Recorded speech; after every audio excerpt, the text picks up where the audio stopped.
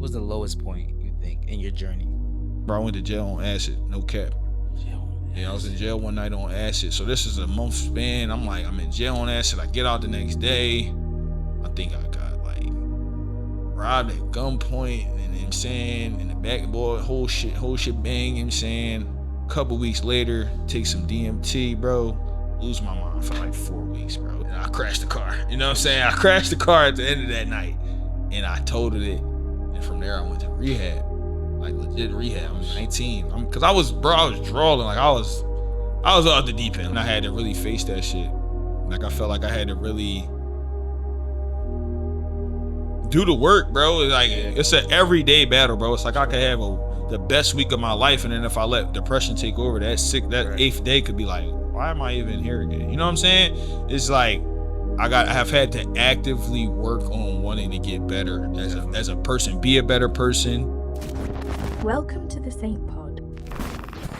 Yeah, welcome back to the SaintPod. Far from saints, far from sinners. This is the place we're making y'all winners. Today we got Ronnie Riggles in the building. Yeah. Say what's up, yeah. bro. What's going on? Welcome to the SaintPod, brother. I'm glad to have you. Just tell me what's up, bro. Who are you and what you do and all that? Peace, bro. So, you know what I'm saying? I'm an artist from West Philly, you know what I'm saying? First and foremost, I make music, you know what I'm saying? But I also act, model and stuff like that. I'm just creative minded. I have a business as well, LLC, you know what I'm saying? That's like I usually do show production through that. So I've done show production for as long as I've been doing music, I've done show production and stuff like that. And outside of that, I do social work, you know what I'm saying? So I incorporate community into my art, you know what I'm saying? So we throw a show, discounted entry for feminine hygiene products. I do a lot because if people ask like, why do you care about that as a man? I'm like, that shit should be free. That shit should be free. Like, people really ask you that? Yeah. I've had people ask. Well, I've had people ask, like, you know what I'm saying? Like, there's a curious, like, it's curious. Yeah, I feel you. If you don't mind, can you get close to the mic? I got you. Right here? Yeah, that's cool. I mean, you don't got that close, nigga. We in the booth. But yeah, bro. Right before off cams when he pulled up, this nigga tall as shit in real life, bro. Because I seen the vid, I seen you like recording shit. You ain't look that motherfucking tall, crazy, bro. I don't know what that is, bro. People always say that like consistently, like, yo, bro, I didn't think you was this tall. I don't know because I feel like pictures don't capture height, for real. Right. And it's like if I'm like, you know what I'm saying, even if you got my whole fit, you got it in your hand, you like, you know what I mean? Yeah, no, we got connected by Luna, and you feel me? So shout out Luna, man. Like I really appreciate her for bringing them on. If y'all need help with y'all business, y'all know who lock in on. She right here, link in the description. You feel me? But yeah, bro, I just want to say, you feel me? Because Luna doesn't connect me with people I feel like don't align with the podcast. You feel me? So I just want to ask you, like, what made you want to come on the SaintPod? This might sound weird, bro, but when she sent me the clip, you know, it was like watching you ask. I genuinely don't know who you were interviewing. Yeah. But it was the way you asked the question. I genuinely felt the energy from my phone, bro. Like it was like you were asking them in the way that they opened up so sincerely. Yeah. Like it felt like I was like, she knew. Like she hit me up. Like, you know what I'm saying? Yeah.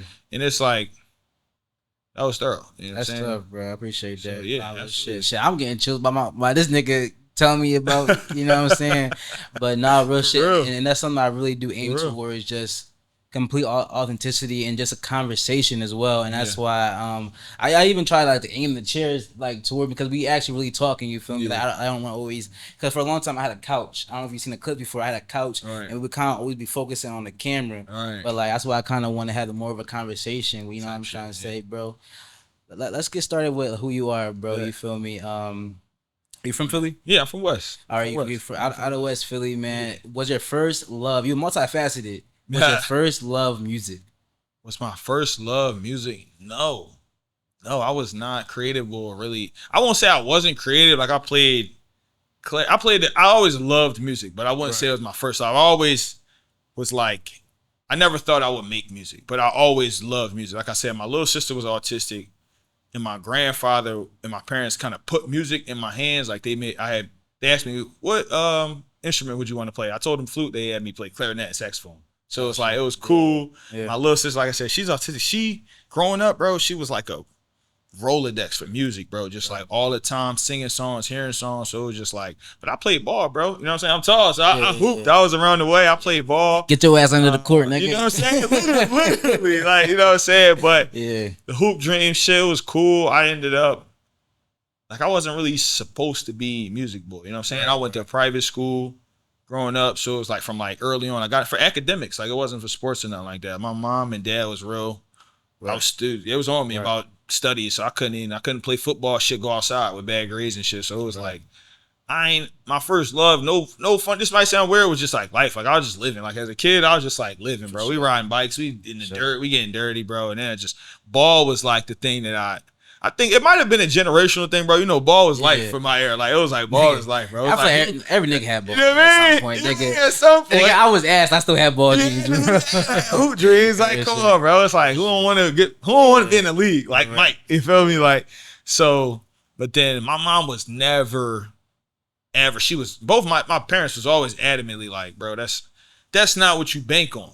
So I never really knew what the fuck I wanted to do, bro. It was just like, the music definitely, I would say, found me on some shit. Like, it was something that was always there. Like, my grandfather used to take me to jazz shows in Atlantic City, bro. Like, as a kid, Chicken Bone Beach, you know what I'm saying? And just see Thelonious Monk III shit. Like, so I'm over time, and like, you start remembering, like, oh, I was the kid who always had a fucking Walkman and headphones. Like, I did walk around the hallways with music religiously. Like, you know what I'm saying? So it was like, it was there, but it wasn't my first love, to answer your question. That was a long-winded way, but it wasn't. It was like, it found me, and then it was like my natural love, though. You know what I'm saying? It was like, damn, this was definitely supposed to be this way. You know what I'm saying? So, you know, you growing up private school, you feel me, very academically orientated. Did you go to school at college or anything? No, I dropped out first semester. So you kind of taking it back from, because usually, listen, I was an academic nigga too, like, you feel me? Usually that kind of pressure, you feel me, it's usually a time where you realize, like, oh shit, like, that's not really the direction I want to go. You feel me? When was that realization, and how did you get past that?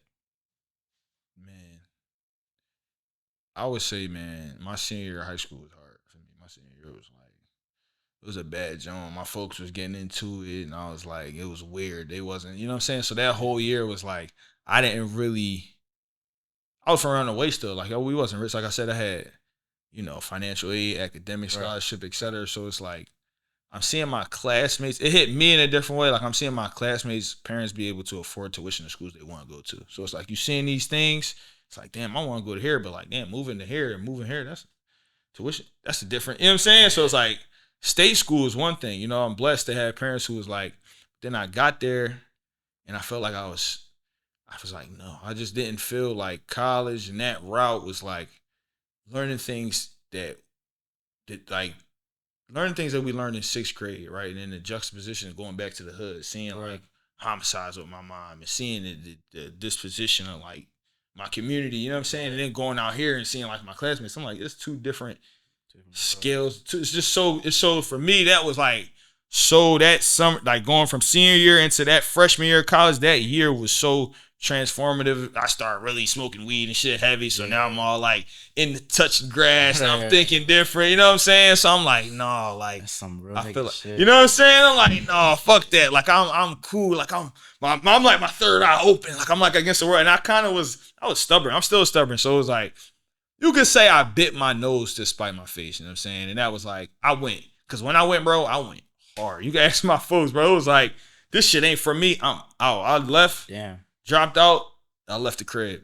You know what I'm saying? At 18. I ain't been back since. You know what I'm saying? Damn. I ain't been back since. I just turned 30. And and I'm still cool with my folks. Like, it was times we wasn't cool, but we great now. You know what I'm saying? And it was like, my mom would tell you, she'd say, you never came back, son. Like, you really, you know what I'm saying? And I was like, that, because that shit not for me, bro. And I might go back to school, because I think, like, I want to be somebody's, my community can see as a leader, and I see the value of just like what people respect in academia. You know what I'm saying? I'm intelligent. There's not, you know what I'm saying? Status, bro. But I can acquire that after I get what I want to get out the way, which is like change, impact, stability, and all the things that we want. You know what I'm saying? And I feel like there is something powerful about still being very young and being that person in your community as well. You know what I mean? and someone that can relate to, not this uppity nigga. You feel me? That's you know what I'm trying to say. Because obviously there's a lot of niggas that's helping out. You feel me? But a lot of niggas might not be from where we from. You know what I'm trying to say, and try to come in and talk their shit. But young niggas like gonna be able to hear them because you're not speaking like them or you're not from where they from. You feel me? So I think there's something powerful in being in your community, from your community, and thriving in your community. So that's really powerful, bro. Thank you. I want to ask you, like, where did this type of social justice type personality vision come from? Because listen, a lot of niggas, you feel me, don't really have that. Even niggas that make music, do something creative, even doing shit I do, they do want to affect change, but they don't talk about how important community is or try to be in the community as, you know what I'm trying to say, right, bro? Like, where did that come from? People, niggas want, I mean, so much, bro. It comes from my family again, though, bro. Oh, cool. It comes from my family because that was, bro, militant is the word I use. My grandfather, rest in peace, him, my grandmother, he was a Black Panther. So that, like, set it off right there. So we was like, This was, we was on that before it was like the cool thing, you know what I'm saying? Like blackness, like I was getting taught about, I was raised by dark skinned women and like, you know what I'm saying? My pop was light skinned, but I was taught about colorism. We was taught about as babies, you know what I'm saying? And like, it was very important, especially me being around white people, bro. I was like, as a kid, I was getting told, don't you be going up there dancing for the white people. Shit like that, bro. That was my family. Like, it was like ingrained to be proud of being Black, like as a young, and that was just, for me, what I call it is level 1 of consciousness. That's what I say to people, right? It's like level 1 of consciousness. Like that's a low level of like, all right, your mind expands as you get older. Like, yes, I'm proud to be Black, but then what else? What about the world? So yes, all these things is like, oh, social injustice and like infrastructure and everything, all the things that also, a lot of it does come back to being Black. When you think about it, a lot of it, but you know what I'm saying? That, bro, it's ingrained. Like my grandpa gave me a little wooden African chain. I wore that joint for like all 4 years of high school. You know what I'm saying? Like, so it was like little shit. I was doing shit like that. Yeah. Like trying. So it was always, I didn't know it would be like this. You know what I'm saying? You look back and like, damn, I was really like, it makes sense. It's like the nature versus nurture shit they be saying. It's like, damn. So it's a combination of both in this case. Nah, facts, bro. And I think that's a strong foundation too, as well, because a lot of niggas aren't raised like that. And if they are raised like that, it's a lot of friction between that. They don't really want that kind of path, because whether they feel like the world has changed, or maybe that type of vision that your grandfather had or your family had was too harsh. You know what I'm trying to say? Yeah. But I think the fact that you taking like, oh no, we're proud to be Black. You feel me? It's very strong, and it does guide for you to be who you are, bro. Yeah. And that's tough. That's tough. How does that influence your music and your creative?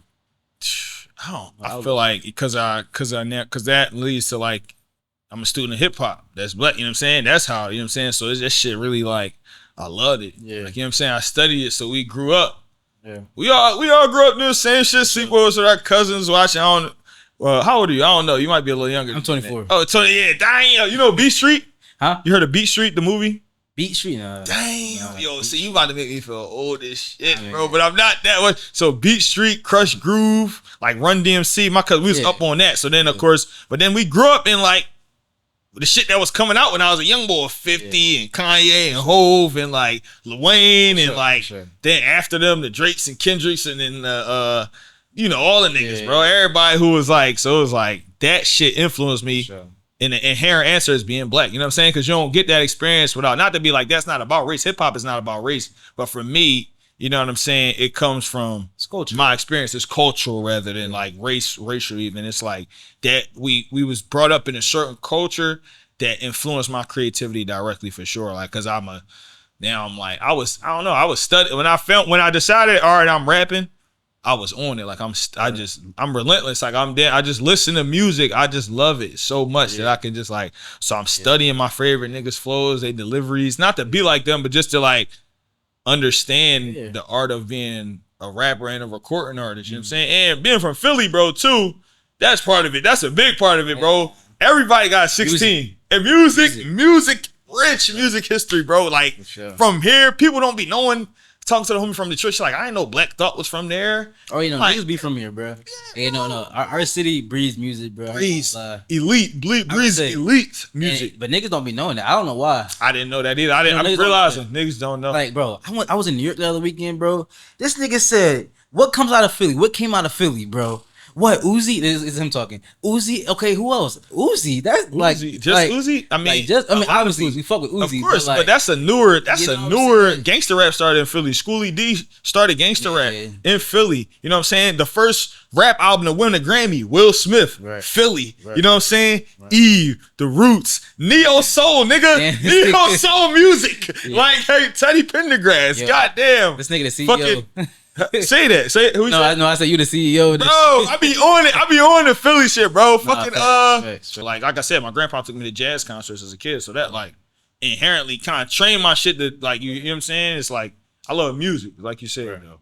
You feel me? You had a strong head ever since you left college, you feel me? Because you said that like you dropped out and you wasn't giving no fucks. Like you just kind of just was stubborn with it. Would you agree with that? Yeah, I ain't give a fuck. Bro, I was drawn. My question is because a lot of people don't have that type of courage or character to be able to do that. And as well as you saying when you started rapping, you said you was snapping on it like you kind of just went with it and you didn't second guess it either. So second guess it a little bit. Wait, we'll get into that real quick. Right. But I do want to ask you real quick, how did you have the courage and character to be so like trusting yourself? You feel me? For leaving school and doing your own thing, like, cause you had to carve your own path. You feel me? That's coming outside of your own plan. So, like, what made you want to make your own plan, and how did you do it? That's going on. I think it was a combination of like irrational confidence and delusion, bro. I'm not gonna lie. Like when I think about it, I'm like, yeah, it's like you said. I had to really just. Cause they what like some of the shit looking back, I'm like, I could have chilled out. Like it was, I could have chilled. Like it was definitely times I like bit my or cut my nose to spite my face. Like I've done that. You know what I'm saying? I don't really, but it was what it was, bro. You can't undo nothing you did. So it's like, would you say that's really like, is that your personality? Yeah, at the time. At the time, for sure. At the time, with less discernment and less all that, it was like, yeah, it's a wrap. I'm diving deep in, and I didn't even like, bro. I ain't leave college to start making music. You know what I'm saying? Right. I just left to because you say you ain't was rocking with it. Yeah. You said that it just didn't fit your lifestyle at the time, right? Yeah. So I know what I was gonna do. Yeah. But when you started music, when you started making music, you said that you was having some doubts. Yeah. Talk about that. The very first time I recorded a song, bro, I was with my mans, and he was on acid. He was like, he helped me write a verse. And it was cool. And I'm like, we recording some shit in the basement of the crib we lived in at the time. And at first it was like my first little 8-bar. He was feeling it, but when I got down and actually recorded it, he said the colors on the screen started turning to a nasty dark brown. And his trip started getting fucking ruined. I was like, wow. I was like, that. But he was like, no, that shit hot. He was like, no, it's hot. We're gonna keep it. I'm gonna help you. We're going. He's like, we're gonna keep going until you like say how you were saying it upstairs. I'm like, just say it. I'm like, all right. Then the second song I recorded, verse, horrible. Showed it to my mans. Yeah. He said, he ain't discouraged me. Shout out Yas. Shout my nigga Yas. Shout out to Yas, bro. Real nigga, bro. Because he listened to that track and he really didn't have to. He said, keep going. He said, but he was saying, he wasn't gassing it like, yo, it wasn't like you got potential. It was like, just keep going. This ain't that. It was like, nah, keep going. Like, keep going. And I was like, facts. And I just had to take that.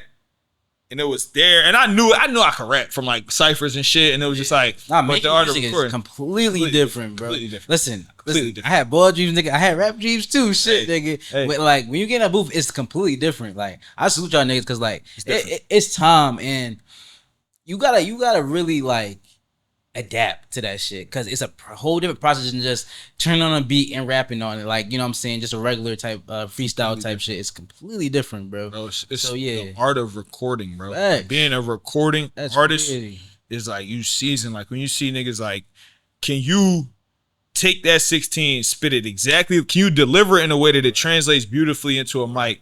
Keep your 16. Can you do that shit in one take? I know a lot of niggas do the punch in, punch out shit. I respect all types. Can you perform that joint, right? Because that's the whole, it translates. Now it's a song that you want a crowd to perform. Right. Do you have the ability to entertain these people? Yeah. And that's breath control, bro. That's that's an art in itself. That's like you rehearse this shit so much you can like, yeah, I can do it. And that's when you see the best people, they slide in that booth, knock that bitch out, or they got their process. It might take long, but it's calculated, bro. The way people, the art of, it's really an art of recording. And once I learned how to record, you find your voice, I feel like. And then it's like, sky's the limit. No rules. Yeah, bro. No rules after that. Yeah, I think I made 2 songs. I was like, no. You said no. Oh, I'm cool. Hey. But no, one of my favorite artists is Juice, bro. Juice WRLD. Yeah. Like I always respected, like this nigga used to, his freestyle game is crazy, but I'm also talking about he used to go in the booth and make like some stupid amount of songs, like 50, 100 songs, like that, like some crazy shit like that. And it would be like tough. It'd be angers, bro. Yes. And no, that's just really a talent. And so tell me, what was something that you felt like greatly improved your process of you becoming good at recording? Like what changed? Because you were asked at first, all right, and then you kept going. What changed? To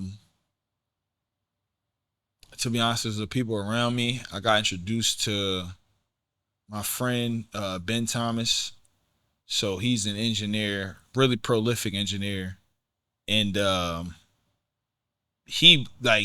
was the initial, you know what I'm saying, to like, that was my in the door, right? It was people along the way, and then it's like, that was when I found some voice, you know what I'm saying? I said, okay, I can do this. That was like, oh, I'm nice. Like, I'm good at making music. We're making good sounds here. Like, and then it grows. It's like, oh, we're making fucking bangers. We're making fucking heaters. Like, you know what I'm saying? It's like, oh, it was there the whole time. Yeah. And then that grows, and I keep going forward. You fast forward years to my good friend, Digital Crates, another prolific engineer. And that's where I feel like you start your arc, right? And then you get to that point where you, like, I'm anime bored, bro. So you get to the next art, you start. Yeah, I read that. You know what I'm saying? Yeah, you start. You, right? You scale. Yeah, that's you scale your much. Yeah, you Hakusho. Yeah, that's my shit.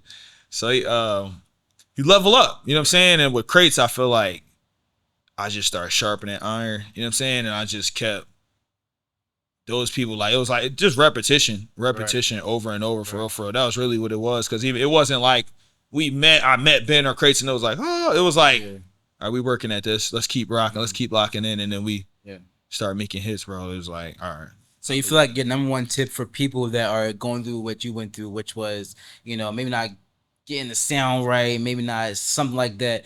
You feel like your number one tip for them, it's just repetition? Or what would you say number one tip is? Repetition, discipline, hard work. No cap. Like I know I'm 30 now, and I started making art seriously when I was like 19, bro. So I say my 20s. So I was 20. In that time, the amount of talented people I've seen is a lot less than the people I see that still make art. You understand what I'm saying? Yeah. Like, I've seen so many talented people fall off from this shit because it takes dedication. Talent will take you. Yeah, you gotta be fire. Yeah. Don't get me wrong, but how hard are you working, bro? It's other shit. Like, how are you? That's true, bro. Do you fucking love yourself? Like, are you okay day to day? Like, can you outside your talent? Like, cause that'll even give you the foundation to have repetition. That shit, that discernment and shit that I had to really learn by trial and error. So I feel like, bro. I think the question is really like, can you show up for yourself every day? Can you show up for yourself every day to even literally? I think that's like repetition. That's what music for me was like. All right, to make music and not it be this detrimental, because I didn't always have a positive relationship with music. I kind of definitely fell into like the comparative shit and just like being frustrated with why this not going this way, or I don't have this relationship for this, and I'm worried about the wrong shit. I was worried about the wrong shit, bro, because I'm like, that's not it. What got you out of that place you was in? I think that repetition, the love for it, keep going. I know that sounds so cliche, bro, but like I had somebody ask me like over these years, like, how do you feel like you kept going? I'm like, bro, I just did it. What else I'm gonna do? Yeah, what else am I gonna do? Like, I committed to this. Like, it's art. It's like. And it's not for nobody else. This shit is for me. Like, why would I stop making art? You know what I'm saying? You're an artist. It's never over. Like, I would say that to anybody. You said you made 2 songs. It's not over till you make your last song. What if in 5 years you make 500 songs? You be like, damn, it's hypothetical. It's hypothetical. 2019. I love that shit. Anybody? You see Wallow? What Wallow said? I started rapping when I was 13. I just went platinum. You saw it when I was 46. But like, And I really feel you keep saying. going at whatever it is. It might not be, but like you're saying, you started your pod. You consistent as fuck with that joint, bro. And that's like, that's what I would tell people. Be consistent. If you really want to do something, be consistent. If you just want to do it for fun, do it for fun. Do it because you love yourself. Don't stop doing it. Definitely. I also feel like intentions is very important too when you start something as well. Because if you do intentionally want to just start something to blow up crazy, I promise you, you're not gonna be able to live off of that. You're not gonna be able to live off of that grind of just wanting to blow up. You gonna get mad. You're gonna get like, damn, why you guys got this? Because I fell into that too as well, bro. Everybody fall into that comparing and shit, especially when you start looking at numbers too much, bro. Yeah. Honestly, but like you gotta remember your mission. I feel like that's what always kept me kind of true and still has me here. I've been making content in general since like 8th grade or some shit. Like, I started off doing fucking cut comms and Call of Duty and shit. Like, you know, I got a whole old ass gaming channel. It was tough, bro. I don't know why I didn't blow up, but like, I feel like maybe my destiny was just to keep going and do something else like this. But I will say, I feel like I've done this all my life, even if I didn't know it. You know what I'm saying? It prepared me for this moment. Absolutely. So if you think that, like if for example, what if I blew up off of gaming and maybe I wasn't like, you know what I'm saying, and then but gaming is dead now. You know what I'm saying? Like, what if I blow up off of gaming? Is gaming dead? I mean, okay, like compared to how it was, right? Compared to how it was, like, bro, come on, bro. Like now everything's about fucking in real life shit. Like obviously gaming is stuff. I'm talking about the video internet, like you know how Twitch used to be a streaming platform for gaming. It's not like that no more. I did not know. Oh, you know that? Yeah. No, the Twitch used to be a strictly game website. Like niggas used to play the games and used to be able to live stream games on Twitch. Now the game switched to just in real life shit and just live streaming, reacting and shit like that. Same with YouTube. YouTube used to have an amazing gaming community. Yeah, I should watch Halo on YouTube. Obviously, it's still there, but like what I'm saying is, the way it was is dead now, you feel me? And I feel like if I did blow up that way, you feel me, I don't think I would have lasted long because I don't even play games like that no more. You know what I'm trying to say, bro? I feel like sometimes you gotta keep going and do what you do, and then you'll find your way. My bad. No, you straight, bro. You good. I cut that part out of the mic. All right, bro. This nigga trying to take all the set and shit. My bad, But yeah, bro, I really do. I fuck with what you got going on, bro, and I think that you're gonna go far with the mindset you have, Thank you, bro. And nah, bro, you still young as shit, bro. Like life still fucking starting, nigga. Oh yeah, I be bidding about the old shit. I just do that because I was talking to my mans yesterday. Shout Rado, man. Shout my guy Rado. Another fucking motherfucker had me like him. But Rado was saying, he said, "Damn, bro, you been in this shit a minute." I said, and that to my other homie who I know since childhood, my man Nas. He said, "Yo, we've been outside a long time. We're not even old, like 30. Like I was kicking when I was that age. I was kicking it with people 10, 20 years older than me. So I really felt like it was like, you know what I'm saying. So I felt like I've been old a long time, but really it's like you said, so much. I'm excited for how much in front of me, bro. How much is left, bro. It's a lot to work. Me too, bro. And I feel like what you're saying too, just like, cause I started podcasting maybe like I would say 9 months ago. Like I mean, video podcasting and shit like this. Maybe 9 months ago, bro, and like when I started, there was a lot of podcasts, bro. Like there's some niggas out here that's still going crazy right now, but a lot of niggas, bro, they don't really do that shit no more, or it's just like they're not consistent enough. You know what I'm saying? Yeah. And I know the more I go, bro, and there's no other platform like my own, so I know this shit gonna go crazy. But like I think that as long as we keep going, bro, I think that's really true what you're saying. Agreed. I fuck with that, bro. Agreed. Let's talk about the music, bro. Let's talk about the music. So, what's your genre of music?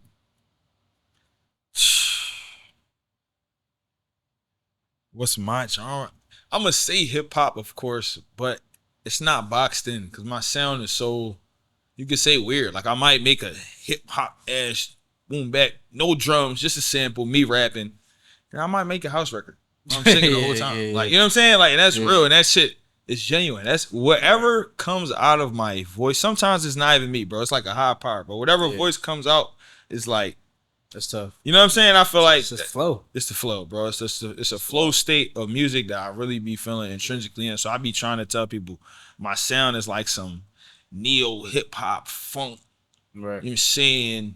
Jazz influence, soul, all of that shit. House. You know what I'm saying? It's really a pool of things because you'll hear my one record completely different from the next joint. So it's like even right now we got I got a lot of music out, bro. I got a lot of music out and it's not all the same. And I want it to be whatever the moment or moments are that make people go look back at the rest of the discography. I wanted to say, wow, this guy's diverse. Like this boy, I wanted it like he really got music for everybody. He got a song for you gonna find a Ronnie Riggles song you fuck with. You know what I'm saying? Like that's why if it's not this John, it's that John. You know what I'm saying? That's up. And I also say what's inside gets reflected to like the external, because that's probably where you're coming from. You said like you fuck with music, like not just hip hop. Yeah. You fuck with music in general. Like even though like hip hop might be like your soul or whatever the case is, but you fuck with music in general. Fuck with music, bro. Rock, jazz. You know what I'm saying? I used to go to like Warped Tour as a high schooler and Mosh Pit, bro, and all that shit. So I like that shit, you man. So it's like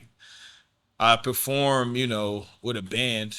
So that's like that's tough. Yeah, bro. Thank you. Yeah. So it'd be like what you mean perform with the band? We'll do my set with a band, bro. We'll have them play the song and shit like that. So dang, that's tough as shit. Yeah. So it's like you'll see that you might see me do a set with the band and be like, what is this nigga genre? You know what I'm saying? Like you might be like, what? That's tough. It's though. all of it though. That's you know what I'm saying? Though, Thank you. And I think we need more shit like that, especially from the black people, bro. Especially from the black people. I think it's definitely way more now, but I feel like we should have more shine on it too as well. You know what I'm trying to say, bro? Yeah. But another thing I will say is, actually, let me ask you instead. Do you feel like, first of all, what kind of audience do you think you have to your music? Let's start there. Like, you got the Tyler the Creator niggas, like, you know what I'm saying? Like, who you got? I think my audience really does. It's weird. It could be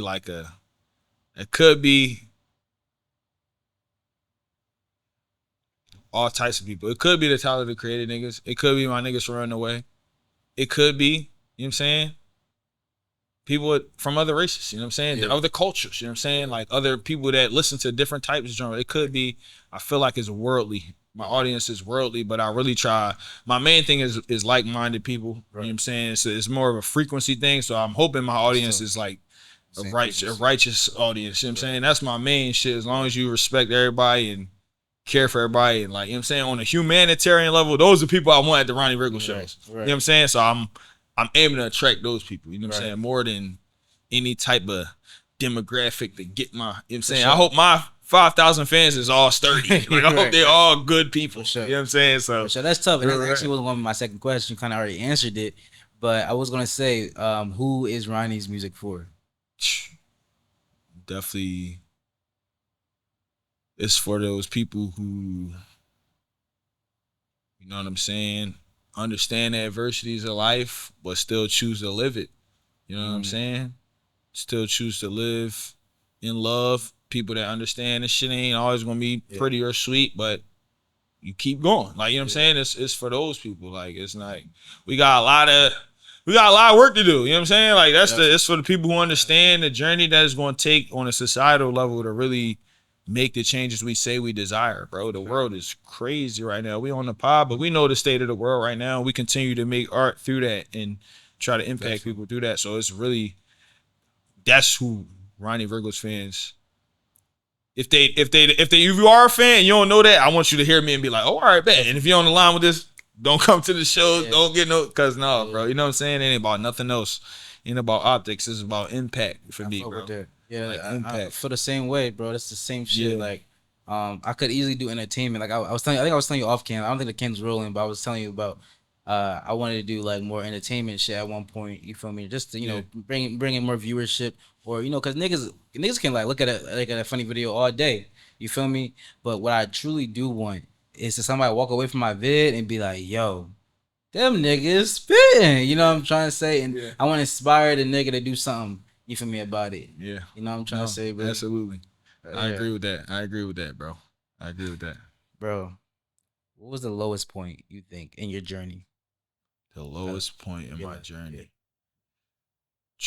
The lowest point was for sure that same era, bro. Like that, dropping out of college, bro, that shit was not sweet. That semester was really dark for me. Like I didn't really want to go to the school I went to. I was at school. That's when I discovered alcohol, really discovered that shit. So I was like, getting high, drinking every day, come home from school, drop out, move into a house where I'm a derelict. So this is from September 2013 into damn near into 2015, bro. That was a tough little year. So I'm living, but I'm not living right. You feel me? We partying, we drugging, and part of it felt like the highest high. And some of it was, bro, a lot of legend, a lot of lore, and all this bullshit. Cause I hate myself. You know what I'm saying? The whole time, because I don't really know myself or love myself. It's not sustainable. Yeah, it's unsustainable as fuck. I'm doing bad shit. Now I'm doing drugs. Right. Now I'm doing fucking Xanax and cocaine and acid every fucking day. I'm drinking every fucking day. Acid every day? Every day, bro. Acid? Every day, bro. Word? Every day, bro. Tripping out, bro. Every day? Tripping out, bro. Tripping bro. Tripping out, son. Tripping out. You wouldn't even believe it. That's what I'm saying. I'm completely, because it was like, I was really going through the blender. I was interesting. Running from something. Yeah. And I had to figure out what the fuck I was running. So then this 2014, I just turned 19. And I remember because I had a birthday party at my friend Raj's house. Rest in peace, Raj. So then we fucking dropped his daughter's car. That's my friend from high school. Taking her car. I'm off Xanax. I don't know. I was doing things I won't say. And I crashed the car. You know what I'm saying? I crashed the car at the end of that night. And I totaled it. And from there, I went to rehab. Like legit rehab. I'm 19. Because I was drawing. Like I was out the deep end. Like it was like. Were you addicted, you would say? Or you think you were too far? Like, I was too far. It was too far going. So I could reset. And I opened up a lane of addiction. You know what I'm saying? I opened that portal. It's just like, now I'm doing this shit all the time. Right. For the last year, I'm like, last 2 years really when I started getting high in high school. You know what I'm saying? So it's like, man, the last couple of years, I've been sober my whole life. The first 16 years are, for the most part, a little weed in high school, but for the most part, you know what I'm saying? It was like, damn, now we here, get out of rehab. And I kind of go right back to it. Like I get out of Philly, I come back to Philly, and I'm like, nah, I'm cool, I got it. And I go right back in the mix, and it's cool. What's the video say? It's cool because it's the bid, I guess. But it's not cool because I'm now like, but now I like fuck it, and I had this freedom. And I'm rolling, and I get a crib with the homies, so now I'm really feeling it because I'm like, oh, I got my own spot. Yeah. I'm popping it, bro. I'm like, all right, yeah. And I get cocky, bro. And I'm one of them times, I literally, that same year, 2014, bro, I went to jail on acid, no cap. Yeah, I was in jail one night on acid. So this is a month span. I'm like, I'm in jail on acid. I get out the next day. I think I got like robbed at gunpoint, and you know what I'm saying, in the back, boy, whole shit bang, you know what I'm saying. Couple weeks later, take some DMT, bro. Lose my mind for like 4 weeks, bro. It's like a whole thing. Low. That was a low. But that was also the high. Like, I think that's where I found niggas said you was freestyling for days. That shit was hard, but you was crazy. We didn't think you was cool. It was like a nigga went missing for a day, you know what I'm saying? Got beat up, almost died. Like, that was low. Like, I got, you know what I'm saying, 302. So I put in the crazy hospital for a bit. Had to come down. This was January. Like, so basically that episode happened. That was 2014, essentially. That whole was essentially the year of 2014. Yeah. Basically, it was the end of 2013, 2014, and I got 302 and sometime in 2015. Yeah. You know what I'm saying? And all of these things are kind of led me to the social work aspect that I do now. That's why I work with people. So when I tell my caseload, yo, I get it. Yeah. They be like, oh, you get it for real. I'm like, yeah, bro, I'm diagnosed. You know what I'm saying? I'm crazy like you. You know what I'm saying? That's what I tell them. Like, it's cool. Like, you know what I'm saying? It's like, but that year, bro, ironically, it was literally the year that made me kind of Ronnie Riggles in a way. But niggas was calling me that before. In high school, they been calling me that. So it's like, but that was a year it was low, bro. That was a low period, bro. And then like 2015 was me trying to find who the fuck I am again. I'm like, but I still was like, I can do it. So then for that next year, I still was drinking all the time, doing drugs and shit, back on acid every day. You know what I'm saying? Once again. So it's like, and niggas, you might not even know it. You might see me in the mix. I'm the same demeanor I am now. Yo, unless you was with me every day to know like, yo, that was even now looking back on it, I'm able to vocalize and verbalize of how much of a low point that was. Yeah. But it was like, damn. So then I just like, to be where I'm at now is just such a completely different place, bro. Right. Like that. Right. Those trials and tribulations, through all that, I was able to learn kind of adulthood in a twisted ass way. I had to pay the bills, you know what I'm saying? You had to figure this shit out. So that got me somewhat of a respect, maybe even from the ones around me, my family, you know what I'm saying? Because we from the hood, so bro, so it's like, you the cousin, you went to private school, nigga. Like, you know what I'm saying? It's like, so it's like those different things when you hop off the porch and it's like, oh, he's sustaining himself as a man. He's fucking up a lot, but that's what life is. You know what I'm saying? He learned in life. I learned life in real time, so I'm thankful for that shit. And I honestly would not change that shit, bro. Like I ran it back because that shit helped me find my voice. Earlier when I said I feel like I'm a vessel, it's not coming from me. It was through that episode I really felt that in the craziest way. Huh? 4 weeks. Yes, bro. It was in it. Yeah, can you tell me a little bit about that shit? Like you remember? Ah, yeah, I remember it, bro. I remember it. That shit was. And like, yeah, how'd you feel and like, yeah, all that. That shit was gnarly, bro. I had did some. Like you smoked it or was it ayahuasca? I smoked some DMT. And at the time, I was hanging out with a lot of like people that I like idolized and looked up to at the time, like rappers that I was cool with, and they was just like, they was in my crib a lot. So that was like, they was in the crib because we was just doing a lot of shit. We was young niggas running around and just like, so I was writing religiously every day, like handwriting raps. It was every day. That's all it was. So during all this, you know, the whirlwind, art was really at the center of it. So it was like in my head, I take the DMT. I kind of see my life flash before my eyes.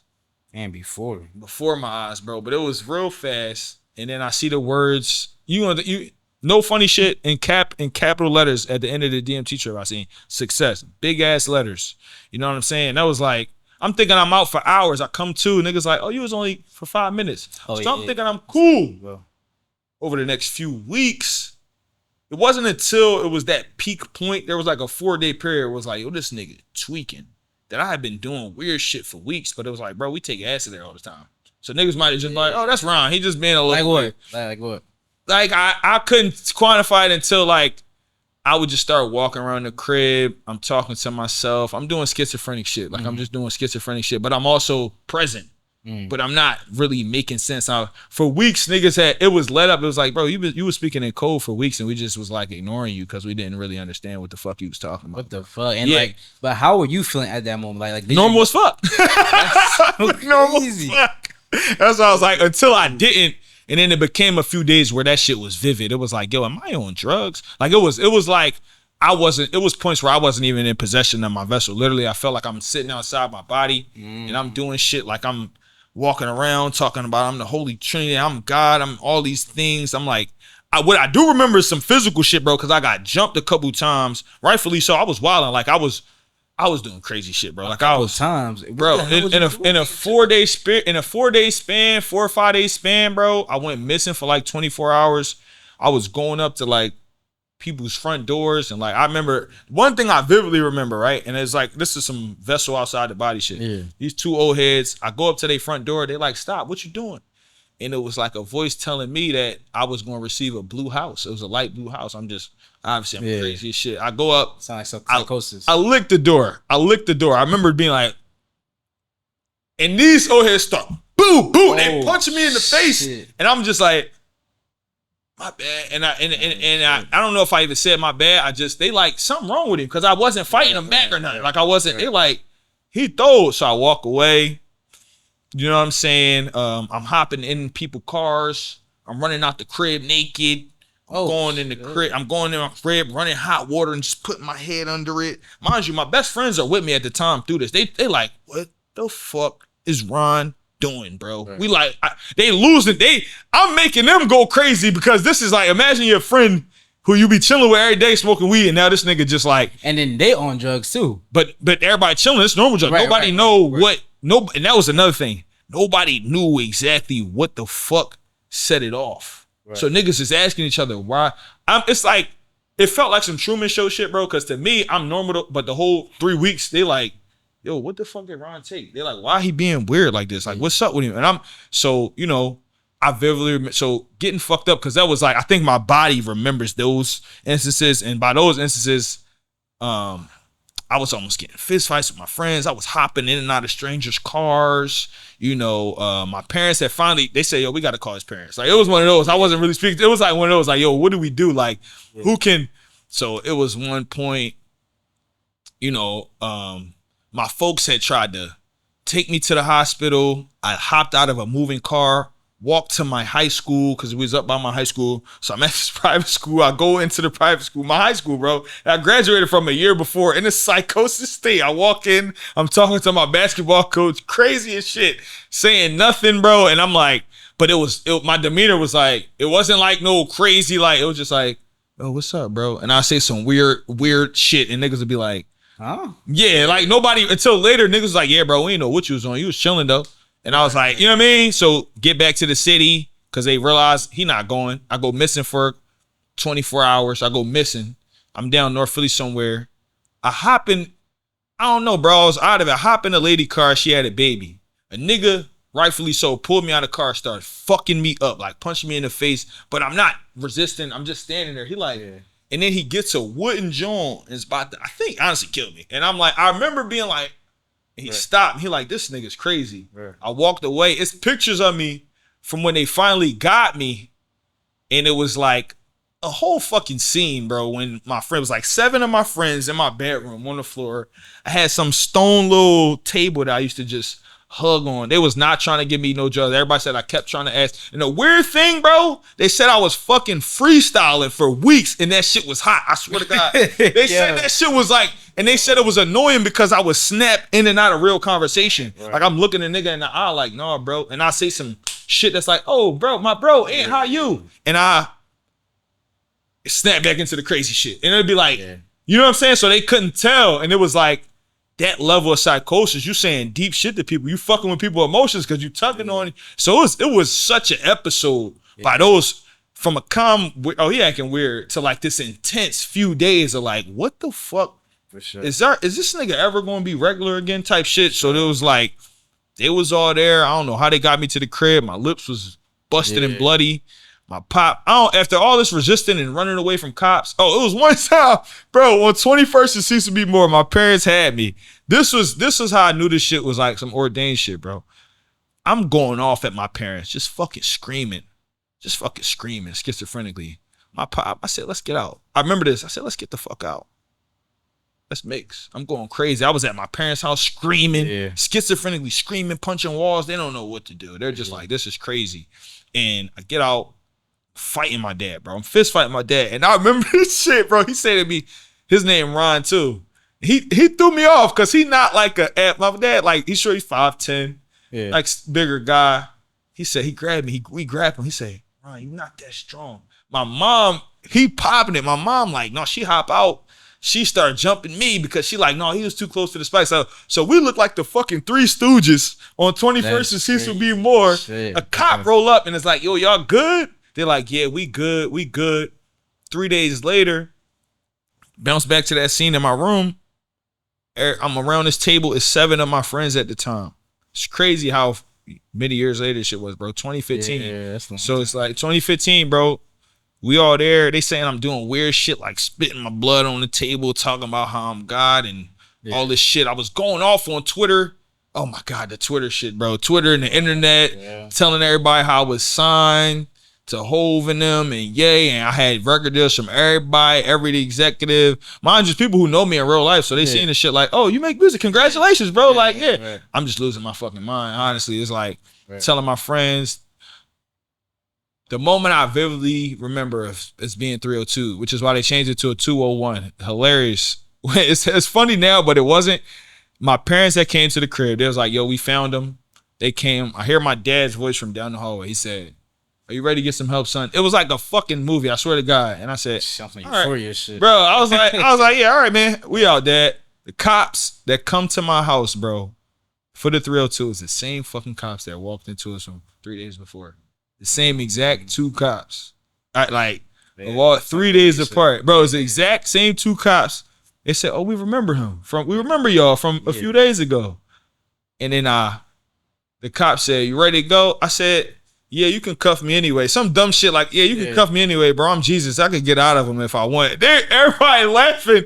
I get in the car, and then I went down Temple Episcopal Hospital. I was in a crazy hospital in there for like, I can't be saying a crazy hospital. It's funny. I was in there for like 2 weeks, I want to say, 302, and they had told me it was diagnosed. It was like a dormant schizophrenic reaction. Dormant. Dormant. Yeah, it was dormant, and I had a chemical imbalance that triggered it. Right. Type shit. So that was like the, woof. Yeah, that was it, John.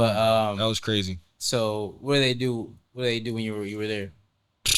Were you medicated? I was medicated. I had to get medicated because I was in that joint wild. I was in that joint wild for the first few days because I was like, and then once I realized I couldn't get out, it was a thing basically, bro. My family didn't know if I was ever actually gonna be regular again. Nobody close to me knew if I would ever like actually come back down. You talking like this like the shit regular. How did you feel about this shit though? Like, are you saying you feel like it was normal? That's so crazy. I can't even like. Man, yeah, I don't know. I weirdly felt so in tune with myself, but so like, why can't I control my body? Like, it was so weird. But some shit, I felt tapped in. I remember I had my headphones the whole entire time until I lost them and got jumped and shit. I had my headphones. I remember leaving the crib, just like being obsessed with certain music. It was music based alive and in and out because at my core that's what I wanted to do, but it was like the sickness, it was so much going on and I can't remember the moments, bro, honestly, that like to the T like that, because it was at the time it was overstimulating. It was scary as fuck, bro. Like, keep it to me, like it wasn't normal. A lot of times it was like I was terrified. Like, it was points I'm on the street, I'm literally begging people for my life because I'm like, I deserve to be cooked right now, but I don't know how to stop myself from getting. I don't know, bro. I'm out here drawn like I don't. Like, bro, like when you was running around naked outside, bro, like I don't remember a lot of this shit too. Oh, I was stuff just that acting. people were telling you. No, I was doing it. I remember doing it, but I don't remember why or really the rhyme or reason or like what the. And then what? You just went back in the crib, like yeah, just went back in the crib or didn't, bro. Like I said, there was a day there where I went missing. Yeah, right. So I don't know. I was walking around for like a long time down north. Then what? You found your way back? Like, nah, bro. They literally walked into me. They was looking for me. They literally walked into me. My family, what was the craziest shit? They walked into me, bro. No, and I appreciate you for even telling the podcast, bro. Because that's something that's very vulnerable, you bro. We appreciate that shit. Hey, bro. It's like I said, bro. I got an energy. When I looked at the screen of your pod, it felt genuine, bro. I don't think there was no bullshit. And that's my story. That's like my real fucking life. Bro. You know what I'm saying? Because people, bro, they go through the same thing, bro, and hide it. You know what I'm saying? Yeah. So I'm sure somebody can really relate to this, bro. Yeah. I really do appreciate that. Thank you, man. Do you feel like that experience, like, well, so outside of like after you came back home, was you cool or like no. Like did it take some time for you to like readjust? Are you cool now? Like explain all that, bro. Yeah, bro, it's still a battle, bro. Mental health is still a battle, right? You know what I'm saying? Like addiction is still a battle, bro. You know what I'm saying? Like all of that shit. Like I'm cool. Like they tried to put me on some medication when I came out of there, and I just was like, no. I was like, if I go crazy, I go crazy. I can't be brain dead. That's me personally, and I'm not against medication. I think if you need it, you should take it. You know what I'm saying? I work with people every day that I advocate to take medication. It's important. You know what I'm saying? Sure. Or not, like, you know what I'm saying? It's really, to me, it's a spirituality thing, bro. I think it was a matter of aligning with myself. Like I said, in a sense, I did feel normal though too. I felt like I was connected to a higher power that awoke something in me that I was able to find various voices and shit like that, if that makes sense, bro. Yeah. You know what I'm saying? So I wasn't cool. I was fucked up when I got out. I had the crib though, so I went back to my crib, and that was the mission, bro. That was kind of like the origin story of Ronnie Riggles. From there, I was like, yeah, I gotta make this shit shake. In 2015 is when I made my first mixtape called Prep School Negro. So I was like, Prep School Negro. Thank you. So it was like, that was an origin. That was like story, yeah. It all led to that. It all led to that. So I wasn't cool. I had to figure it out, find my footing, do what I had to do to pay bills. I'm still going out, you know what I'm saying? And I'm stubborn, bro. So for me, that was like, all right, I just went crazy, but I gotta take acid every day to make sure I'm not crazy real quick. And I did that for like that summer, and I stopped. Wait, after? After I did. Yeah, I did it before and I did it after. Just after, I know that's weird, bro, but I was like, I gotta make sure that this shit not gonna happen. But I haven't actually done acid in 10 years. I've done a little bit of shrooms here and there. It's not because I'm like scared enough, and I just am like, I'm older now, bro. I got responsibilities. Yeah, I mean, skydived 4 times, bro. Four times. You should skydive. Hey, bro, I've been saying that for years now, bro. You gonna do it? I got to, yeah. You do it? Yo, it's fun as shit. But I take a skydiving approach to life, bro. I always been like, Very interesting. If you want to do it, do it. If you going to do it. And so I got better, but I ain't, to answer your question, I'm still dealing with all that shit, bro, and mental health, but it's way better. And how do you deal with it? Because you're not medicated. So for someone that's maybe dealing with this, like how do you deal with it? It took a lot of work, bro, because it used to be running from it, right? Whether it was alcohol or weed and then I had to really face that shit. Like I felt like I had to really do the work, bro. Like, you know what I'm saying? And I definitely ain't always used healthy coping mechanisms to get where I'm at now, bro. Like I definitely from, you know what I'm saying? Even now I don't always use healthy. It's an everyday battle, bro. It's like I could have the best week of my life, and then if I let depression take over, that 8th day could be like, why am I even here again? You know what I'm saying? It's like I have had to actively work on wanting to get better as a person, be a better person, love myself, you know what I'm saying? Like therapy helped a lot, you know what I'm saying? Showing up every day, bro. Showing up literally. Like I don't just be saying cliches that be sounding cliche, you know what I'm saying? You gotta show up every day. Some real shit, bro. So and do you have episodes now, or is it more so about like mental health in general, just bouncing that out? I think it's about mental health in general. Yeah. I think it's about balancing it out. You know what I'm saying? I wouldn't say, you know what I'm saying? I think the ways I show up for myself. Now, does my mental health problems present themselves now? Absolutely. Do I always handle that shit healthily? Fuck no, bro. If I get hit with a wave of depression, bro, I fuck around and not clean my crib for 2 months because I'm fucked up. And I'll be like, I'll come out of it, clean the crib, be like, what the fuck just happened? Like, it's real for me, bro. It's real. Like, it runs in my family, these mental issues. Yeah, these things, bipolar and manic, they run in my family, bro. So it's like, I'm aware of it. You know what I'm saying? It's like you gotta actively, as much as I'm aware of it, I'm aware of how much control I have in my own life, bro. So it's just a battle. And that's how you know you're strong, though, bro. Thank you, man. The fact that you can go through some, and bro, like the way you carry it.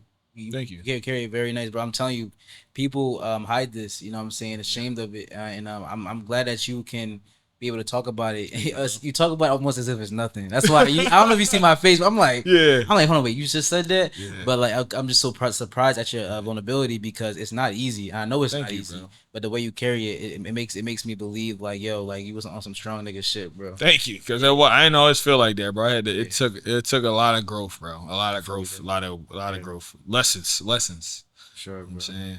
Thank you, man. Shit, you got me thinking about that shit. I haven't told that. I don't be telling that story like in depth like that because it was so long ago. If you was there, you understand. It was like, you know what I'm saying? So I'm like, I can't like see it for real because like the way you talking about it, it's just like, but yeah, bro, that sounds like definitely a journey, bro. And I'm glad you're still here for it, bro. Thank you. Listen, a lot of people do go down that path, and they do things like they commit. You feel me? Yeah. And I feel like you are here to you can also be like a example, like yo, you can make it through that shit, bro. You can make it through that shit.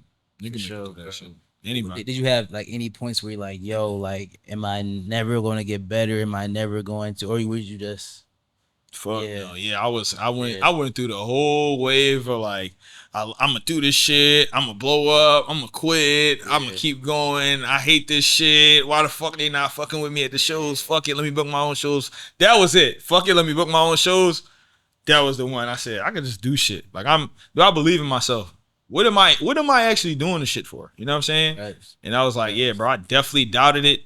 But that was a long time ago. that was a long time ago. Like I said, bro, I go confidence, bro. I would say you seem very confident, bro. Cause you got to, bro. Cause I'm also insecure, bro. It's like we all got what Kanye said. We all self-conscious, bro. You know what I'm saying? But I'm like, I'm jumping out the plane, bro. Fuck it. You know what I'm saying? You want to see me jump out the plane? Cause I'm not. You're not about to sit here and. You want me to be like, oh, I'm all right. Fuck no. Fuck that. Fuck that. You know what I'm saying? No, bro. That's not how you going. That's not how I'm going to thrive. You know what I'm saying? Me personally, I got to be brazen. Damn, bro. That story threw me off, bro. I can't even, bro. We've been talking for an hour, bro. Really? Already, damn, that's crazy. I do want to. That's crazy. I do want to give out some more questions. Yeah. For the end. Who inspires you, bro? Like, who influences you? I know that question following up is crazy. But who influences you? Musically, or just in general? In general, you can do both. Shit. Oh shit, man. As people, my parents, like that influence for me, like those are two people. That concept of showing up every day is something I can only like from my environment, direct environment, regardless of any things I had over the years with them. Is like those are two people who every day they do what they do, they show the fuck up to this day, like to this day, their entire lives. So that influence has been like relentless. My mother, my father, bro, like, you know what I'm saying? They like my two biggest inspirations. You know what I'm saying? Tough, bro. I fuck with that. For sure. And I know I heard you having like you used to have some issues with them too. Yeah, we had our that shit ain't peaches and cream. You know what I'm saying? Definitely, because they real humans, bro. You think about it. That was when I got older and being able to humanize them, right? Like showed me how much they inspired me. Like I'm like, wait, I had it. Me at 25. I don't know if you got any kids, bro, but I don't have no kids, so I'm like, I'm not finna. Y'all look at me and my sister at 25. Hell nah. Y'all from the hood. I'm like y'all locked the fuck in. Like so it's like I saw a different example. Like I saw a different example, even like to the point where people I seen over the years outside and shit, not me seeing people that's like, oh, you my parents' age back when my folks was doing this. They just I'm like, oh y'all niggas sacrificing, showing up and discipline. That shit is inspiring, bro. Like that shit is like thanks, bro. That's tough. Yeah. Shout out to Dukes and Pop. Shout out to them, man. Shout out to them, man. Zeke and Ron. Yeah. You know? Bro, what about musically? Musically. Damn. 3. So many people. Just give me 3, bro. I'll give you 3. Just give me 3, bro. I gotta go and, you know what I'm saying? Is this an strictly order? Music. No order. 3. No order. 3 people who really influenced me sonically. I'm definitely going to say,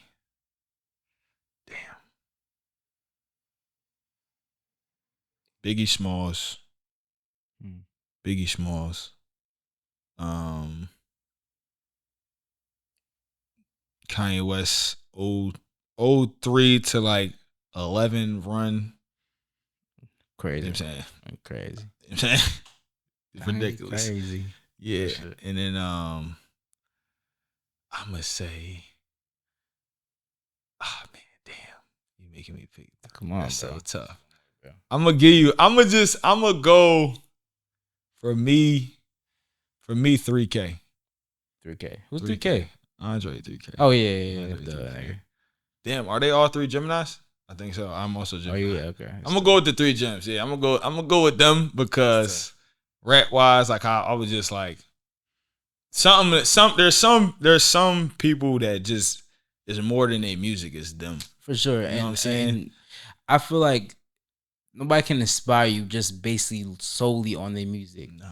Yeah. It's because then, bro, this is just our medium. This podcast shit is just my medium. This is what I use. You know, music, that's just what you use, but like it's really beyond that shit. Exactly. You feel me? It's way bigger than that. And those are 3 people in like artistically inspired. I feel like they artists and musicians. Like Biggs, especially, is slept on, bro. Like you think about just this like because he was probably dead by the time I was born. I was born in 95, so the nigga, but it was like the lore of this nigga, and then you look back at how long he was actually in it. It was like 3 or 4 years, bro.